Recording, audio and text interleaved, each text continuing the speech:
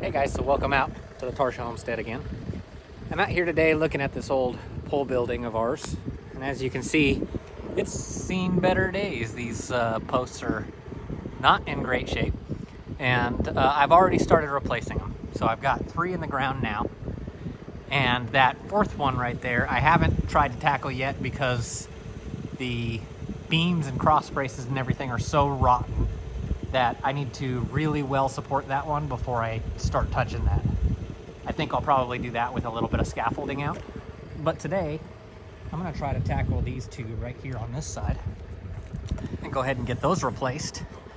And it's not fun, man, let me tell you. This is a very old building and it's not in the greatest of shape. But I'd like to try to preserve it if I can. There's no reason to let it go to waste. And so, I've done a number of videos already where I started recording and did some of the work on this, but I'm really bad at getting around to doing the editing on them. So I figured I'd just kind of start over and treat it like I hadn't done any videos on this before. So here's a building. So this is our, it used to be a shelter for a grain dryer from a farmer who owned the land previously. And this side was wide open.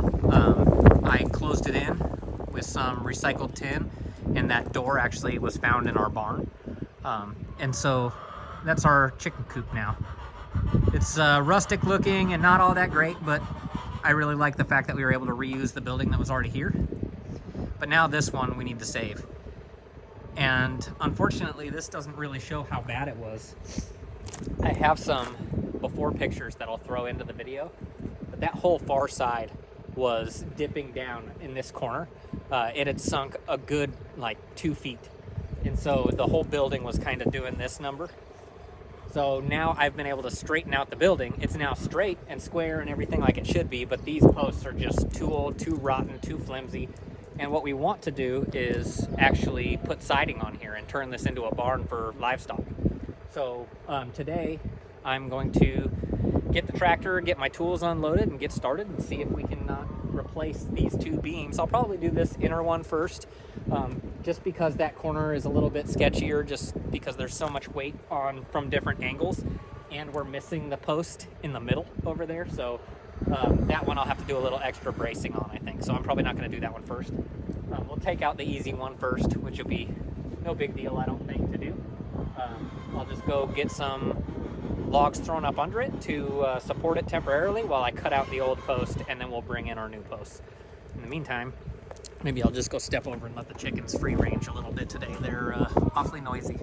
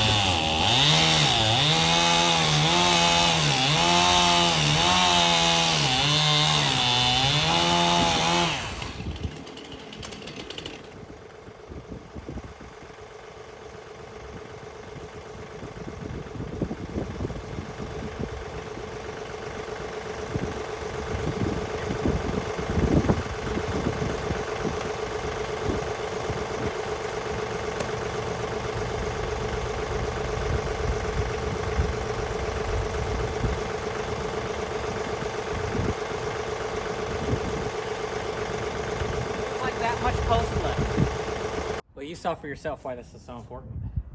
I cut that off. This was load bearing, so I mean it was holding up the weight. There was only that much material left. It's all rotten out. I don't even see any wood in there. Oof. Good thing we're doing this. I am so winded and out of breath. I should not have sat there trying to get that post up right. I should have just used the tractor, saved my back. Now I need like a little break to catch my breath and calm down. So here's a quick little trick that I learned that makes this a lot easier. You see I've got a mark here and it says 154. So I got one of these laser transits where you set up a laser out at a distance and then you can find the elevation of the laser. So I did that, got right here, that was my level mark. I mark my line and then I measure from my line to the very, very top of the post. That's 154 inches. That way, when I come back later and I dig my hole plumb with where this is supposed to go, I put this on the measuring rod. The rod goes all the way to the bottom of the hole. I bring this up until I find that level when this starts beeping. And then that measuring rod tells me how high up this thing is in reference to the rod. So it'll be like, you know, a 3-foot deep hole plus 2 feet high, so something like 5 feet right here. And then I can add that to the 154 inches that I measured before. That'll tell me exactly how long the post needs to be to go from the bottom of the hole to the top of where this post currently is. So if you do that up front, it saves you any weird calculation later. So it's nice to do that.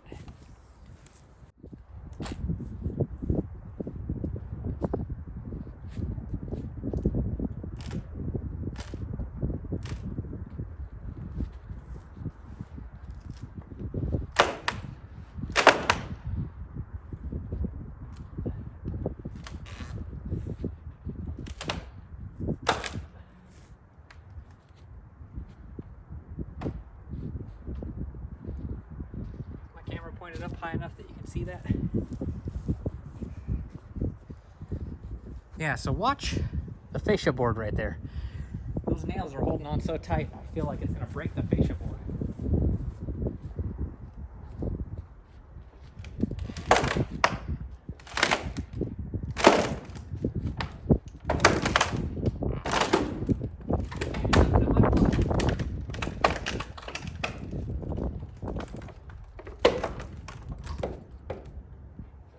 Drop that post onto my tractor. So.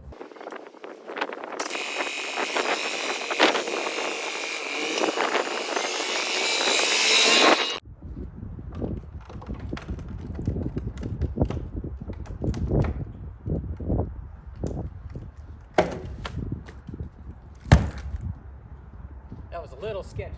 I almost dropped that into the post that's supporting it.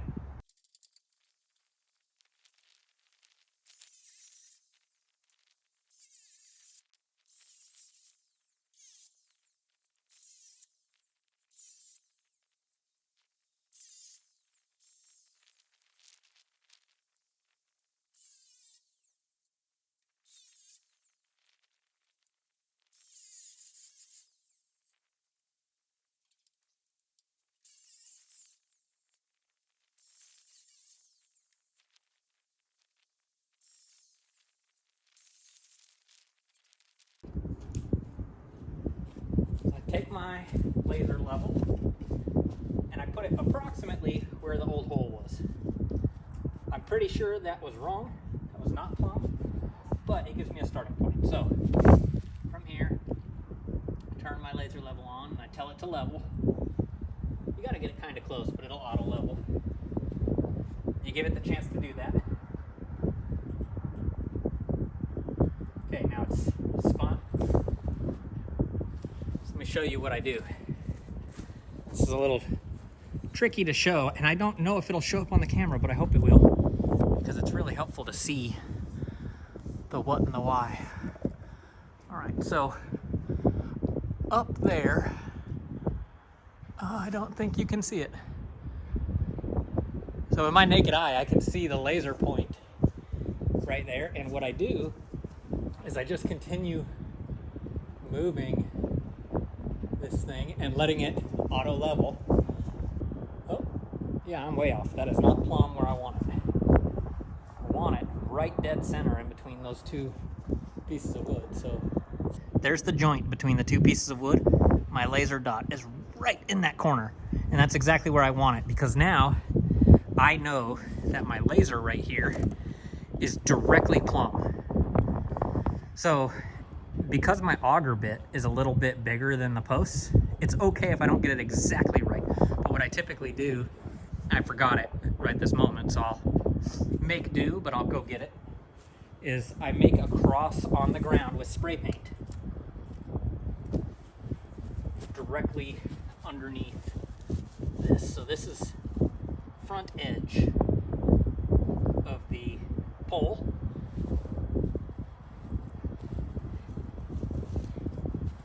And this is middle line.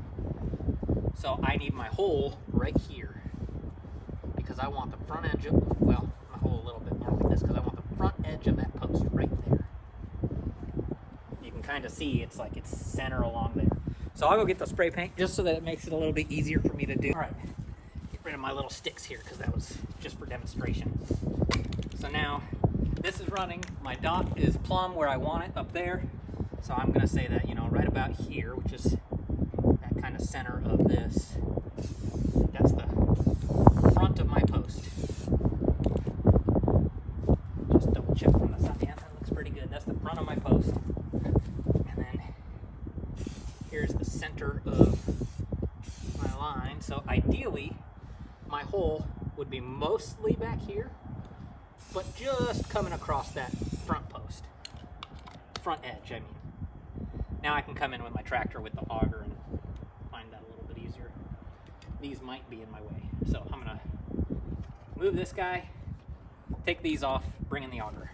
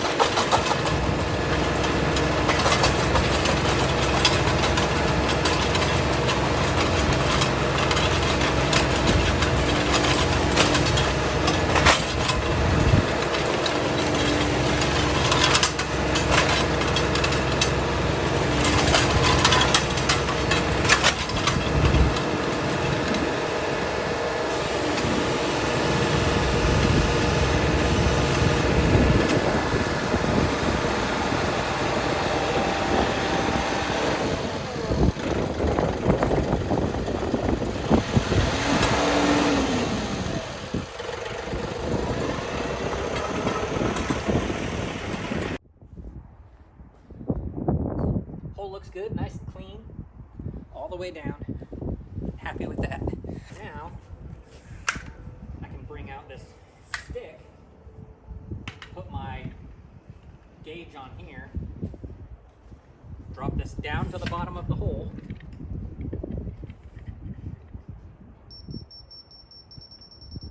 Oop. Here, let's tighten this up a little bit.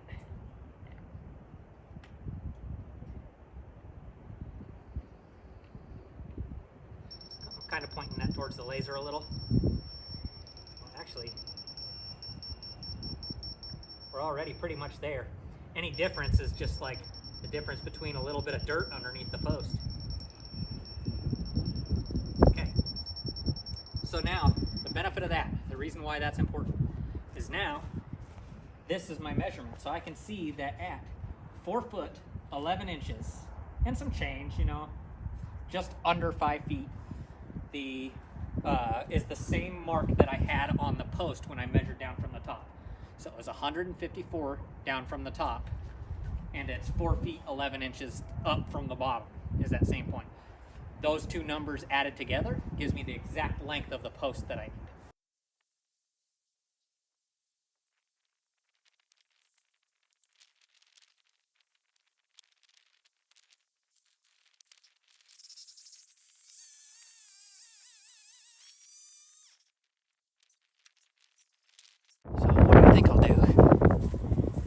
is try to stand it up with the tractor. Doesn't always work all that great, but I'm gonna try anyway.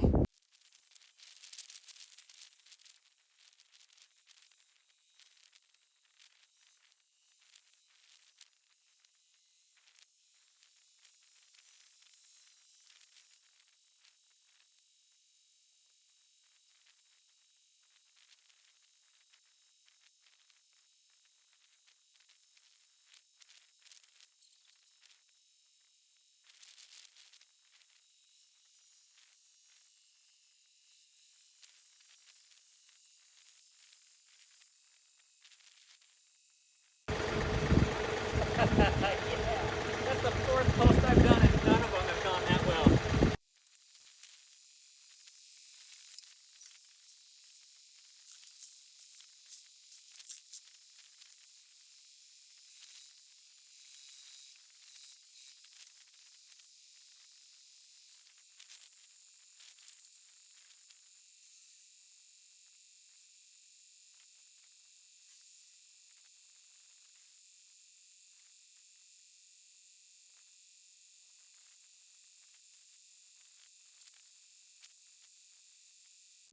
Hey guys, so thanks for coming out to the, well, hi there.